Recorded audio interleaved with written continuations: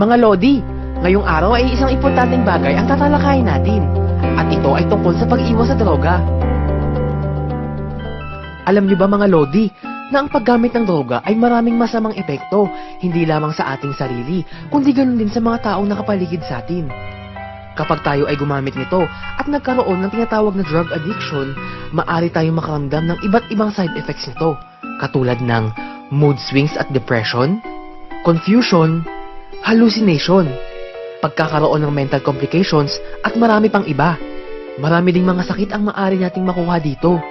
Alam niyo bang maaari tayong makakuha ng HIV o Human Immunodeficiency Virus, hepatitis, heart attack, kidney at liver damage, stroke, brain damage, at higit sa lahat, maaari nating ikamatay kapag naabuso ang paggamit ng droga.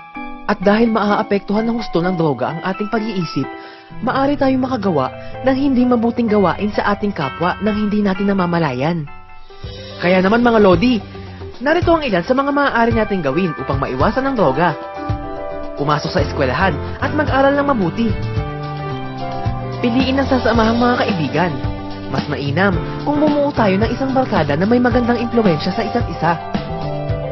Maglaan tayo ng oras sa ating pamilya. Kahit maraming school projects at mga gala, huwag kalimutan ang pagbibigay ng oras sa ating mga magulang at mga kapatid.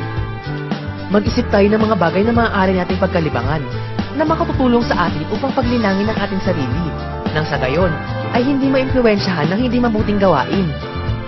Ilan sa mga halimbawa nito ay ang paggamit ng talento tulad ng pagkanta o pagsayaw. Maaari ka rin maglaan ng oras sa pag-travel, sports, gym, at marami pang iba. Kung may mabibigat na problemang pinagdadaanan, mabuting kumausap ng isang mabuting kaibigan o ng mas nakatatanda para tayo ay mapangaralan ng mga tamang hakbang na dapat nating gawin at hindi maging dahilan ng mga maling desisyon gaya ng paggamit ng droga. Ibaling ang pag-iisip sa mga positibong bagay at ating pangarap sa buhay. At higit sa lahat, huwag kalimutan na magpasalamat sa Diyos at humingi ng gabay sa Kanya upang tayo ay gabayan sa tamang landas. Marami tayong pwedeng gawin bilang isang kabataan upang hindi malihis sa tamang daan patungo sa magandang kinabukasan. Kaya naman, kabataan, iwas tayo sa droga.